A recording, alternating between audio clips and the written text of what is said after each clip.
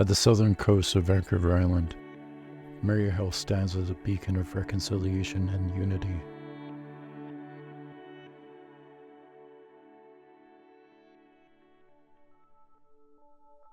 First time I attended Mary Hill with the youth, listening to their laughter and their screams of joy and just watching them run and jump was definitely uplifting for me. There was definitely some tears shed. There was a lot of laughter and a lot of happiness. The tears were not from sadness. The tears were from joy, from being able to experience this. The very first time I stepped foot on it, got out, looked around, saw the ground that we were standing on, looked at the land that we had. It's beautiful. It's beautiful there.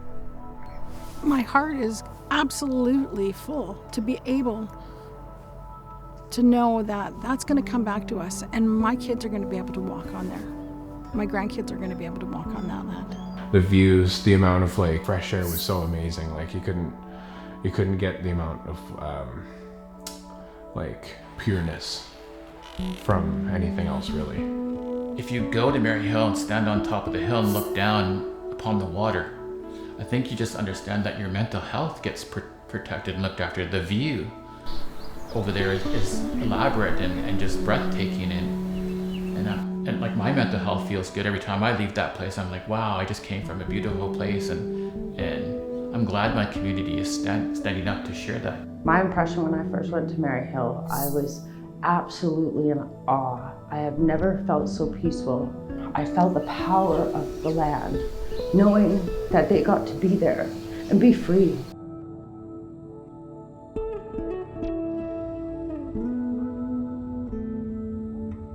The first time I ever spent on Mary Hill, I was there with my uncle. We were one of the first two to get invited and taken by the gate.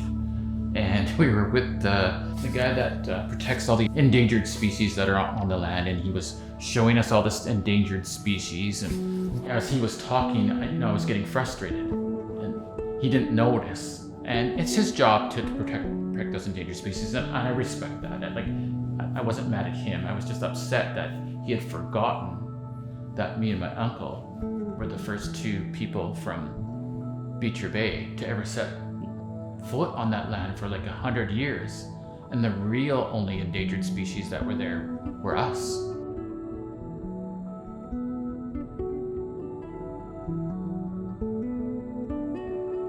Yeah, if you look at the historical record, it's really quite fascinating. When the Spanish first arrived in 1790, they actually pulled into Pedder Harbor, and they used Mary Hill as a place for them to climb up to the top of the hill to survey what they saw around them.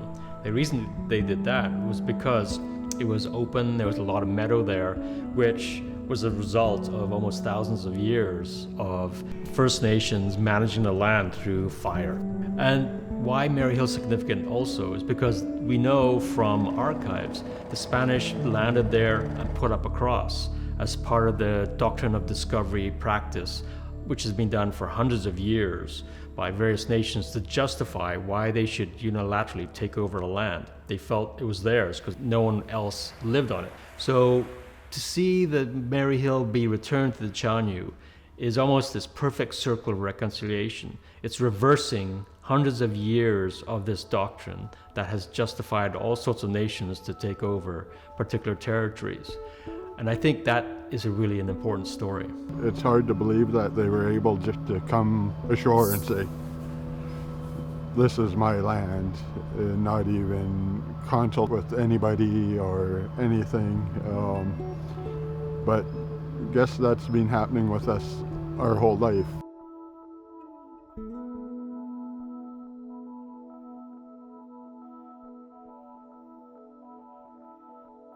There are so many people that are out there that need to come home. They need to come home for healing. They need to come home to be around family. Now, I grew up here in Beecher Bay. There was always somebody watching out for us. We knew everybody's name in every house. And if there was something wrong, all you had to do was run to Granny's house or run to the auntie's house, run to all the houses right around us, because we were all looking out for each other. That's the way that it is here in Beecher Bay. We can all be mad at each other. Our families can be mad at each other. But if you need us, if somebody needs us, one of our family members needs us, then we're going to be there, regardless of whether we're mad at you. It's just the way that it is, and that's what we do, and that's our culture. I want to say, I want you to visit our Chianu Tribal Park, and I want you to know that even Beecher Bay and Chianu, our nation here today, is an open door policy, and you just want to come meet us, please let's start the conversation today. Getting to say the words tribal park in this instance brings me lots of joy and feelings of hard work. This has been a lot of hard work, and it makes me feel like the community is coming together. Tribal park and community mean the same thing to me right now because of the things we're doing at Mary Hill. And one day I'm hoping that we just call it the Tribal Park or Chiana Tribal Park, whatever it needs to do it. That'll evolve on its own through the community. Right now we have, I would say, less than 1/3 of our population able to live here at home. The addition of Mary Hill will bring a variety of opportunities for employment, which will lead to opportunities for housing and more stability for our people. We're getting the land in treaty with the intent to be able to do something with it, to create some sort of economic development to help our people, to bring our people home. Because the only thing that we've always been working towards is bringing our people home. And if we don't have the economic funds, if we don't have the economic development and any funding that we need to bring people home, then, or land, then it's not going to work. Creating this friendship with the people that we're working with, this enables us to keep what we want, keep it, preserve it, keep it beautiful, and then still be able to make some money, economic development to be able to bring our people home. I believe the tribal park will give us amazing economic opportunities to empower our people, being able to do a natural, holistic area, to have health and wellness, to take care of our people and show other people how we do that. The reason we're fundraising is to help the Chianu make an option around an IPCA. They can either choose that or they could choose a real estate development. But for an IPCA option, we want to make sure they're made financially whole. So that's where the funding is so important. Because an IPCA is not just about preserving the land for the benefit of plants and animals. It's really about making sure that it's economically viable for them, which means they can then use those funds to help support their own housing needs, their own social needs, and also their economic requirements. I think people sometimes just think that we're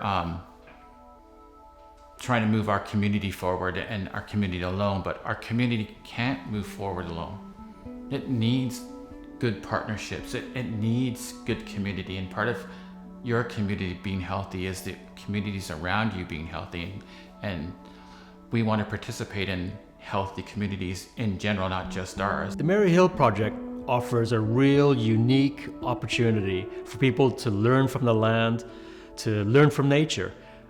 It's really about getting funders and donors and project supporters not to just see this project from afar, but to participate in it, to go onto the land as guests of the Chianu, learn about the very many different things that the land has, but also the cultural perspectives the Chianu bring to this beautiful part of the world.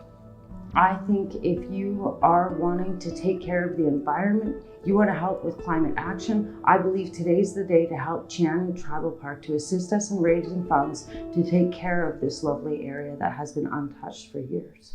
In my mind, I never anticipated that it was ever going to be called Mary Hill at the end of the day. I don't even know who Mary is or why it's called Mary Hill. I have no idea, and no disrespect to whoever that person is. But it's their time has been had to be stood up, and now it's our turn to be lifted up ourselves. I felt immediately when I said the words tribal park that our ancestors were already with us, going, yeah, that's it, you got it. And they're walking with us. I could feel it immediately in my heart. I knew when we connect with the land, then, and you step foot on it, and every time you take a step, it's your heartbeat. Well, it's ours. And we haven't been able to be part of it for a very, very long time. So many of our family members have not even been able to see it yet. And I will still do my best to try to make sure that they have the ability to do so. But it is our heartbeat. And we don't want to lose our heartbeat. It's part of us, and we're connected to it. And we will always be connected to it.